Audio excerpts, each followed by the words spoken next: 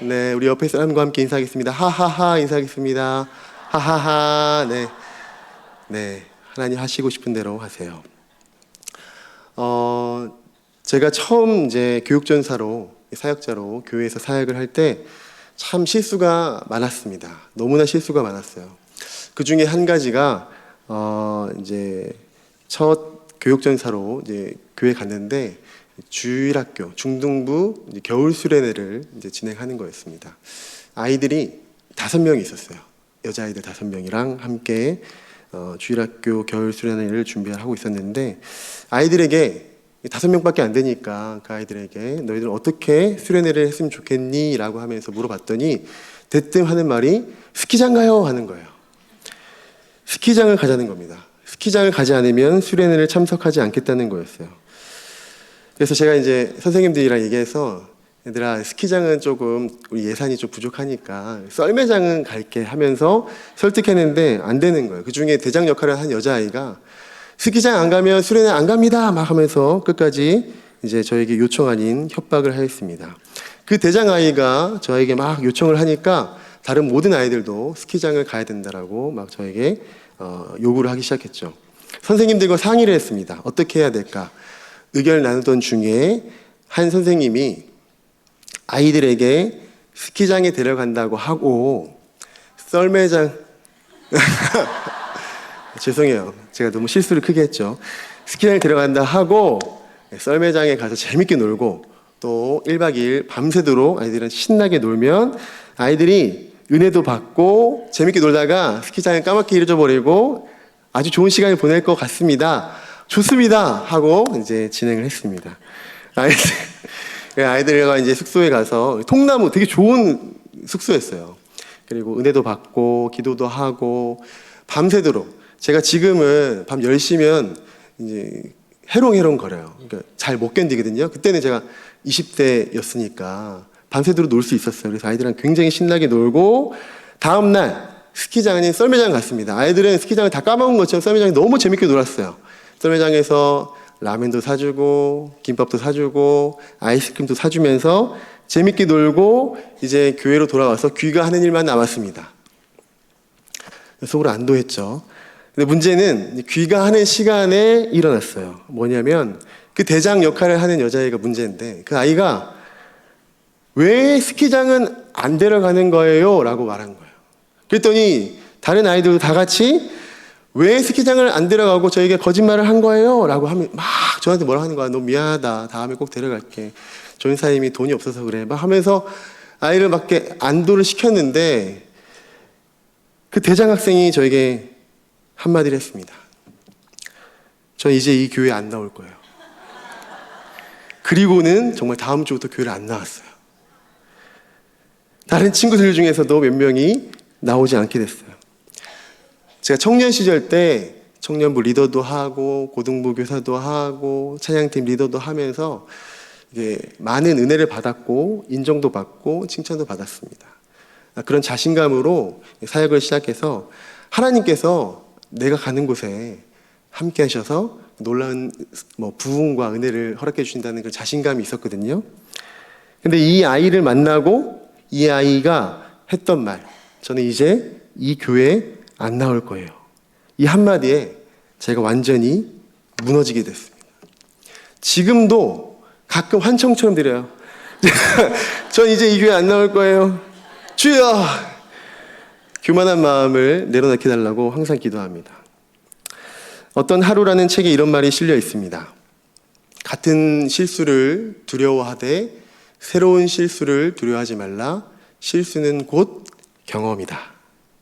물론 저는 지금도 실수하고 있을 겁니다. 설교를 준비하면서 문득 생각해 보니까 제가 우리 온세교회 3년 차인데 이 교회에서도 우리 성도님들께 또 우리 원로 목사님과 담임 목사님과 교육자분들에게 실수를 정말 많이 하였을 거라는 생각이 들어요. 지금까지 이렇게 사역할 수 있었던 것은 먼저는 하나님의 은혜이겠죠. 동시에 여러분 모두의 넓은 마음 덕분인 것 같습니다. 여러분들의 이해와 배려에 참으로 감사를 드립니다. 오늘 목자, 부목자, 위한 금요 성령 기도회로 목자님들과 봉자님들이 많이 모이셨는데요. 아마 여러분들도 목장 모임을 하면서 크고 작은 실수들을 경험하셨을 거라고 생각이 돼요. 어떤 실수들이 생각나시나요? 모르긴 몰라도 이제 말 한마디 때문에 또 행동 하나 때문에 목장식들의 마음이 상하는 경험, 관계가 깨지고 또 목장 모임이 잘 진행되지 못하는 그런 경험들이 있으셨을 겁니다. 물론 나름대로 열심히 준비하셨을 거고 또 기도하셨을 텐데 최선을 다해 연락하고 목장 모임을 준비하고 목장 식구들을 챙겼는데 마음 같지 않은 일들이 일어나고 정말 감당하기 어려운 또 낙심도 오는 그런 경험들이 있으셨을 것 같다는 생각이 들어요. 그러나 그러한 부담감과 어려움 가운데서도 그럼에도 불구하고 정말 열심히 수고하시는 목자님들, 부목자님들을 축복하며 우리 격려의 박수 한번 드리겠습니다. 오늘 본문에는 아브라함이 등장합니다. 아브라함은 하나님의 약속의 말씀에 순종하여 이 고향 갈대아 우르를 떠나죠. 도중에 하란이라는 지역에서 아버지 데라가 죽는 슬픔의 시간을 지나지만 결국 약속의 땅에 도착합니다. 아브라함이 약속의 땅에 이 가나안에 도착해서 가장 제일 먼저 한 일이 무엇인지 혹시 아시나요? 여호와 하나님께 제단을 쌓고 여호와의 이름을 부르는 예배였습니다. 창세기 12장 7절 8절을 보면 제가 읽어드릴게요. 여호와께서 아브라함에게 나타나 이르시되 내가 이 땅을 내 자손에게 주리라 하신지라 자기에게 나타나신 여호와께 그가 그곳에서 제단을 쌓고 거기서 베델 동쪽 산으로 옮겨 장막을 치니 서쪽은 베델이요 동쪽은 아이라 그가 그곳에서 여호와께 제단을 쌓고 여호와의 이름을 부르더니 아멘. 아브라함은 하나님의 약속의 말씀을 따라 순종한 대로 가나안 땅에 도착하게 하여 주신 하나님께 감사의 마음을 담은 예배를 드립니다. 또 다른 마음이 있었을 거예요. 어떤 마음일까요? 하나님께서 약속하신 땅이니까 그곳에서 하나님의 축복을 기대하는 마음을 담은 예배를 드렸을 겁니다. 감사와 동시에 기쁨이 담긴 예배였죠. 근데 약속의 땅 가나안의 상황은 어땠나요? 아브라함의 기대와는 달리 정반대의 상황이 펼쳐졌어요. 그 약속의 땅에 기근이 찾아옵니다. 아브라함이 전혀 예상하지 못한 일이었죠. 아브라함의 속마음이 어땠을까요? 아니, 약속을 믿고 하나님께서 약속하셨기에 고향을 떠나서 겨우 가나안 땅에 도착했는데 축복이 아니라 기근이라고? 아니, 하나님께서 나에게 어떻게 이러실 수 있을까? 라는 생각이 들지 않았을까요? 아브라함에게는 딸린 식구들이 있었어요. 가나안 땅에 들어왔을 때 아브라함의 나이가 몇 세였죠? 75세였어요. 75세. 고령의 나이로 가나안 땅을 이제 개척하기에도 나이가 너무 많았어요.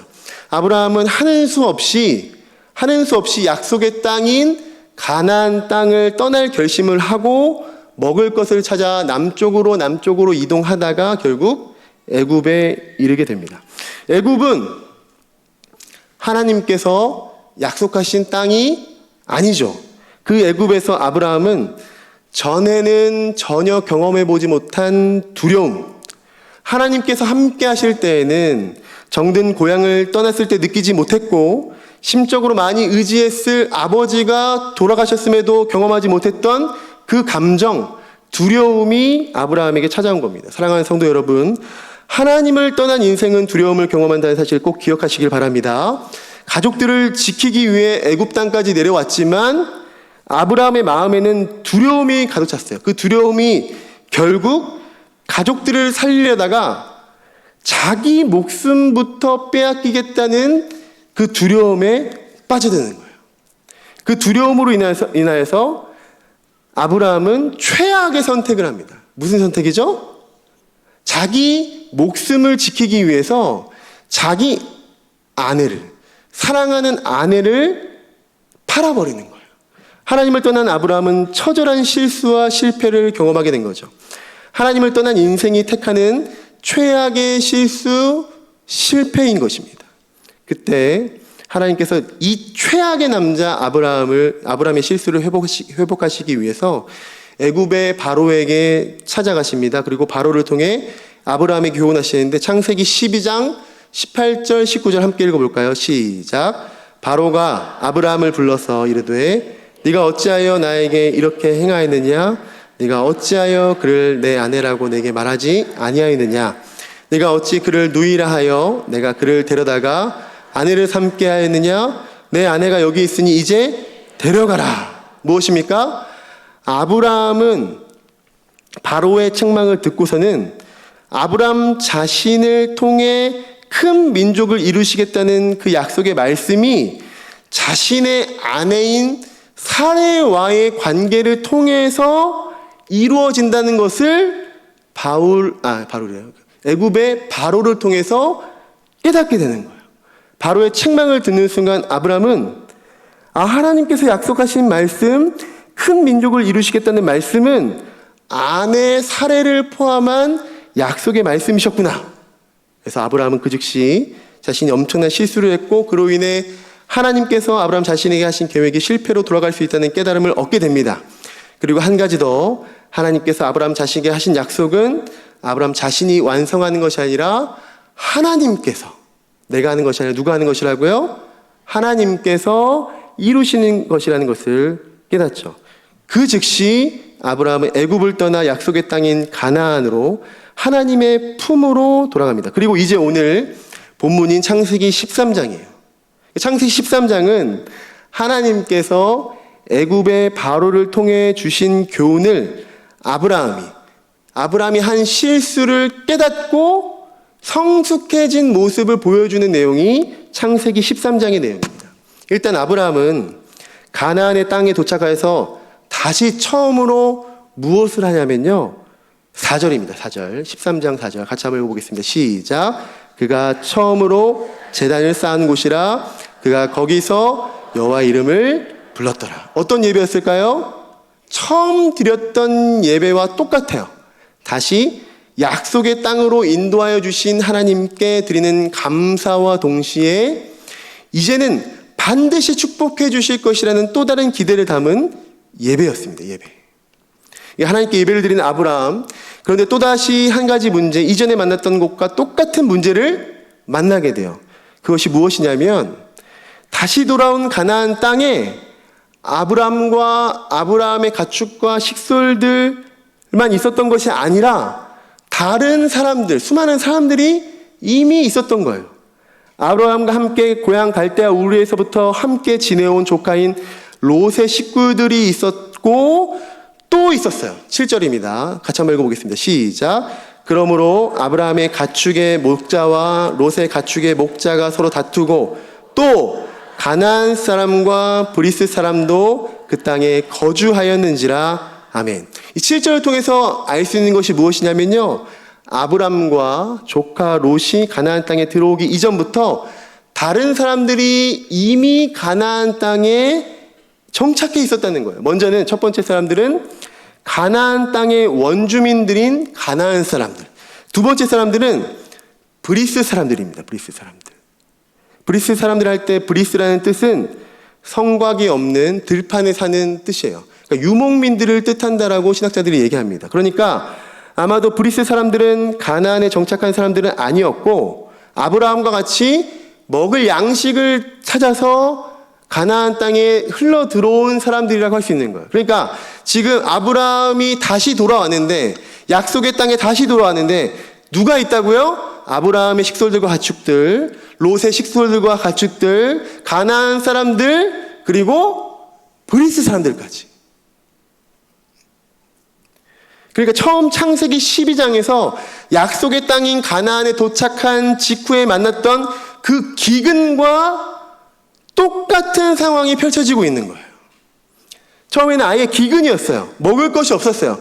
이제는 한정된 자원을 가지고 수많은 사람들이 싸워서 쟁취해야만 얻을 수 있는 양식들이 남아있는 거죠. 또다시 만나게 된 기근 앞에서 아브라함의 선택, 아브라함의 행동은 이전과 어떻게 달라졌을까요? 어떻게 달랐을까요? 그것은 첫 번째, 롯에게 제안을 하는데, 첫 번째 제안은 가나안 땅에 이미 정착해 있던 가나안 사람들, 그리고 브리스 사람들이 머물고 있기 때문에 아브라함은 롯에게 그 가나안 사람들과 브리스 사람들과 싸우지 말고 우리가 자리를 비켜주자라는 제안이었습니다. 일단 자리 잡고 있던 사람들에게 피해를 주지 말자는 거죠. 창세기 26장을 보면 이삭이 블레셋 사람들과 함께 지내면서 우물을 파는데 우물을 팔 때마다 블레셋 사람들이 그것을 메우고 뺏으려고 막 그래요. 그때 이삭이 싸웠어요? 안 싸웠어요? 안 싸우고 또 다른 곳에 가서 우물을 팝니다. 하나님께 축복해 주셔서 우물이 나와요.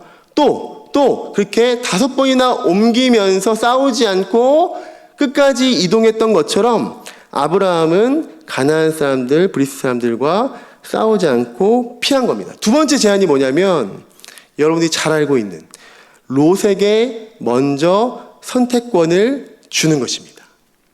그러니까 아브라함은 롯이 선택하지 않은 땅을 선택하겠다는 건데 이게 종합해 보니까 뭐예요? 아브라함은 지금 가나안 사람들과도 싸우지 않고 피해주고 브리스 사람들에게도 양보하고 롯이 선택하지 않는 땅, 그러니까 사람들의 눈을 봤을 때는 가장 좋은 땅은 다 포기하겠다는 겁니다. 아브라함이 처음 가나안 땅에 들어왔을 때 여전히 가나안 땅에는 식솔들과 가축들을 먹일 양식이 부족했죠. 양식이 한정되었기 때문에 다른 그룹의 사람들과 싸워서 양식을 확보하거나 혹은 약속의 땅인 가나안을 떠나 다시 애굽으로 내려가지 않으면 아브라함의 식솔들과 가축들은 굶어 죽을 수밖에 없는 상황이었습니다. 그런데 아브라함은 어떻게 이와 같은 똑같은 기근을 만났는데 가나안 사람들과 브리스 사람들과 롯 등 모두에게 양보하며 배려할 수 있었을까? 그것은 아브라함이 애굽에서 실수를 한 경험이 있기 때문이라는 거죠. 그리고 그 실수를 통해 아브라함은 깨달았다는 겁니다. 하나님께서 아브라함 자신을 향한 계획을 아브라함이 하는 것이 아니라 하나님께서 주도하셔서 그 계획을 완성하실 것이라는 것을 말입니다. 사랑하는 우리 부목자 여러분, 그리고 함께 모인 모든 성도 여러분, 하나님께서는 아브라함에게만 놀라운 계획을 주신 것이 아니죠. 저와 여러분에게도 동일하게 놀라운 계획을 가지고 계심을 믿으시기 주님의 이름으로 축원합니다. 그런데 혹시 여러분도 하나님께서 여러분을 향한 계획을 이루기 위해 여러분의 열심으로 이를 완성하고자 하신 경험이 있지 않으시냐는 거죠. 제가 했던 것처럼.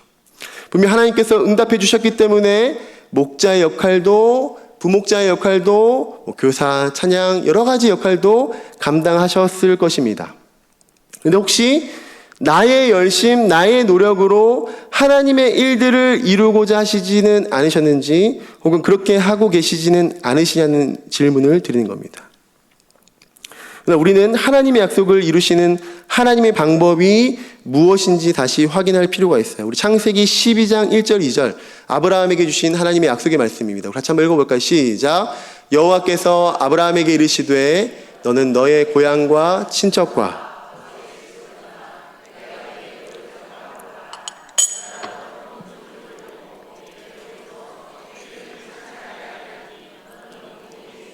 아멘. 이게 무슨 말이에요? 아브라함, 너가 열심히 노력해서 가나안 땅을 정복하고 그 땅을 축복하고 그 땅에 아브라함 너의 이름을 창대하게 하고 아브라함 너가 복이 되라고 하신 건가요? 그렇지 않죠. 하나님께서 아브라함을 통해 큰 민족을 이루시겠다고, 하나님께서 복을 주시겠다고, 하나님께서 아브라함을 복의 근원이 되게 하시겠다라고 약속하신 겁니다. 그러니까 아브라함은 애굽에서 실수를 통해서 하나님의 약속을 이루시는 분이 누구라고요? 하나님이심을, 그렇죠? 내가 아니라 하나님이심을 온전히 깨닫고 그런 믿음의 확신 가운데 여전히 가나안 땅이 풍족하지 않고 여전히 기근이 만연하고 푸른 초장과 실만한 물가는 전혀 보이지 않는다 할지라도 그럼에도 불구하고 하나님께서 책임져 주실 것을 믿으니까 가나안 원주민들과 브리스 사람들에게 그리고 조카 롯에게 모든 것을 다 양보할 수 있었던 거예요. 왜요? 하나님께서 책임지실 것이니까. 무엇을 통해서요? 자신의 실수를 통해서. 신기한 점은 분명 가나안 땅은 여전히 풍요롭지 않습니다. 그렇죠? 먹을 것이 부족해요. 경쟁을 해야만 먹일 수 있는 겁니다. 상황은 변하지 않고 환경도 그대로였는데 절망의 상황이 전혀 나아질 기색이 보이지 않는 그때, 그런데 하나님께서 아브라함에게 어떻게 하시니까요? 아브라함의 눈을 뜨게 하시니까 아브라함이 축복의 땅을 보게 되는 거예요. 우리 14절 18절입니다. 제가 읽어드릴게요. 롯이 아브라함을 떠난 후에 여호와께서 아브라함에게 이르시되 너는 눈을 들어 너 있는 곳에서 북쪽과 남쪽 그리고 동쪽과 서쪽을 바라보라. 이에 아브라함이 장막을 옮겨 헤브론에 있는 마므레 상수리 수풀에 이르러 거주하며 거기서 여호와를 위하여 제단을 쌓았더라. 여호와께서 아브라함의 눈을 열어보게 하신 땅은 헤브론입니다. 헤브론 지역은 후대에 이스라엘 백성들이 출애굽해서 광야에서 가나안 땅을 정탐할 때 방문했던 지역으로 에스고 골짜기 바로 옆이거든요.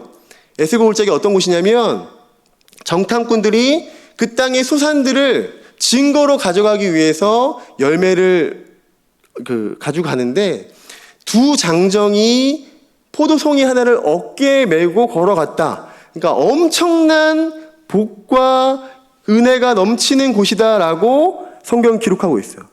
하나님께서 아브라함에게 보여주신 땅, 사람들이 다 포기한 땅이지만 하나님께서 보여주시니까 어떤 땅이 보이는 거예요? 가장 젖과 꿀이 흐르는 아름다운 땅을 아브라함이 보게 된 것입니다. 할렐루야. 아브라함이 눈을 열어 축복의 땅을 보게 된 것처럼 하나님께서 저와 여러분의 눈도 하나님께서 열어주시기를 간절히 축원합니다. 하나님, 우리의 눈을 열어 주시옵소서. 우리에게 약속하신 축복의 땅을 믿음의 눈으로 바라볼 수 있도록 인도하여 주시옵소서. 물론 우리는 실수하죠. 넘어집니다. 그러나 축복을 성취하시는 전능하신 하나님이심을 믿습니다. 우리 믿음으로 함께 예레미야 33장 2절 3절 함께 읽어보겠습니다. 시작. 이를 행하시는 여호와, 그것을 만들며 성취하시는 여호와, 그의 이름을 여호와라 하는 이가 이와 같이 이르시도다. 너는 내게 부르짖으라. 내가 내게 응답하겠고 내가 알지 못하는 크고 은밀한 일을 내게 보이리라. 아멘. 하나님께서 여러분의 눈을 열어주시기를 간절히 축원합니다. 장애인 수영 국가대표를 지낸, 그리고 현재는 뉴욕 주립대를 졸업한 후 사업을 하고 있는 김세진이라는 청년이 있습니다. 여러분 잘 아실 겁니다. 사진을 보면 두 다리가 없어요. 그리고 오른쪽의 손가락 중에서 엄지와 새끼를 뺀 나머지 손가락이 없습니다. 부모에게 버림받고 고아원에서 이제 갓난아기로 시절을 보냈습니다. 그러다가 한 봉사자를 만났는데 그 봉사자가 나중에 인터뷰에서 이렇게 말했습니다. 보육원 앞에 한 아이가 포대기에 쌓여져 울고 있는 거예요. 아무리 달래줘도 아이가 울음을 그치지 않자 보육원 선생님 한 명이 저에게 아이를 봐달라고 맡기셨죠. 근데 이상하게도 아이가 저에게 안기는 동시에 울음을 멈추더라고요. 이 아이가 내 아들이면 좋겠다는 생각이 들었죠. 그리고 아이의 기저귀를 갈아주려고 포대기를 연 순간 다리와 손이 없다는 걸 알았어요. 그런데 이상하게 느껴지기보다 오히려 발이 너무 작고 귀엽게 보이더라고요. 그 후에 1년 넘게 보육원에 봉사활동을 다니며 이 아이를 돌보다가 정식으로 입양을 했습니다. 이 인터뷰를 한 봉사자가 바로 장애를 가지고 태어난 세진이를 입양한 이 양어머니였습니다. 이렇게 입양이 된 세진이는 어릴 적 동네 사람들에게 지나다니면서 이 아이를 보면서 거짓말해서 말 안 들어서 착하게 살지 않아서 그렇게 손과 발이 없이 태어났다는, 저주받아서 태어났다는 이야기를 들으며 살았다고 합니다. 세진이는 날마다 하나님께 간절히 기도했다고 해요. 다시는 거짓말 안 할 테니까 다리 좀 만들어 달라고. 나 괴물 아니니까 하나님 사람으로 만들어 주세요. 세진이가 4살 때였습니다. 그때 엄마가 자신에게 해준 말이 생생하게 기억난다고 합니다. 세진아, 엄마가 반드시 너 걷게 할 거야. 그리고는 걷기 위해서 세진이는 혹독한 시간을 보내게 되었습니다. 그 혹독한 시간 중 첫 번째는 수술입니다. 의족을 하기 위해서는 정강이 뼈를 깎는 수술을 해야 된다고 그래요. 근데 한 번 깎는 걸 끝나는 것이 아니라 계속 아이가 자라면서 정강이 뼈가 같이 자란다고 그래요. 그래서 6번의 정강이 뼈를 깎는 수술을 했답니다. 두 번째는 걷는 훈련이었어요. 가장 어려웠던 훈련이 다시 일어나는 훈련이었다는 겁니다. 거실에 이불을 엄마가 깔아놓습니다. 그리고 엄마는 세진이를 계속 넘어뜨리는 거예요. 넘어뜨리면 다시 일어나야 했고, 또 일어서면 엄마는 다시 세진이를 넘어뜨리고, 세진이를 넘어지면 다시 일어나면서 너무 힘들었다고 그래요. 엄마는 이렇게 말했다고 합니다. 세진아, 걷는 것은 중요하지 않아. 네가 걷다가 넘어졌을 때, 실수했을 때 다시 일어날 줄 아는 것이 중요해. 세진이의 어머님은 걷는 것보다 더 중요한 것이 있다는 것을 알고 계셨다는 거죠. 하나님께서는 우리의 실수를 책망하시기보다 그 실수를 통해 하나님의 뜻을 이루시길 원하시는 분이신 믿으시기 주님의 이름으로 축원합니다. 아브라함의 경우와 같이 우리도 실수하고 우리도 나 살기 위해 다른 사람들을 희생시키는 그런 부끄러운 일들을 할 때가 있지만, 하나님께서는 우리가 다시 일어나기를 원하신다는 사실, 하나님께 모든 것을 맡겨드리는 저와 여러분 되시기를 하나님께서 간절히 원하신다는 사실을 믿으시기 주님의 이름으로 축원합니다. 이 아이는 수영을 시작해요. 수영 국가대표가 됩니다. 7년 동안 자그마치 메달 150개를 땄다고 그래요. 150개 중에서 120개가 금메달이었다고 합니다. 수영도 수많은 실수와 실패, 혹독한 훈련을 통해서 그런 업적을 남길 수 있게 되었다는 거죠. 그로부터 얼마 후 이 컴패션이라는 NGO 기관을 통해서 해외에 도움이 필요한 아이를 돕는 일을 시작했는데, 인도네시아의 넬디라는 아이였는데 교통사고로 오른쪽 다리를 잃고 목발에 의지하며 살아가고 있는 또 다른 장애 아이였어요. 세진이는 그 넬디라는 장애 아이에게 자신이 실수와 혹독한 훈련을 통해 성장한 모습을 알려주면서 희망을 이야기해 줬습니다. 그로부터 4년 뒤 다시 만난 넬디가 이렇게 말했습니다. 세진이 형을 안 만났으면 저는 여전히 잠만 자고 있었을 거예요. 그러나 세진이 형을 만난 이후 지금은 꿈을 꾸게 되었어요. 저와 같이 어려움 가운데 있는 아이들을 치료하는 의사의 꿈을 꾸게 해준 세진이 형에게 감사합니다. 이 청년이 어린 시절 엄마에게 이런 질문을 했다 합니다. 엄마, 나는 왜 이렇게 장애를 가지고 태어났죠? 엄마가 이렇게 대답합니다. 너의 몸을 이루는 수천만 가지 중에 너에게 없는 것은 두 다리와 오른손의 손가락들 뿐이야. 그런데 말이야, 어떻게 생겼는지는 중요하지 않아. 어떻게 살아갈지, 어디로 갈 것인지, 그리고 누구와 함께 갈 것인지가 더 중요하단다. 사랑하는 성도 여러분, 우린 연약합니다. 부족합니다.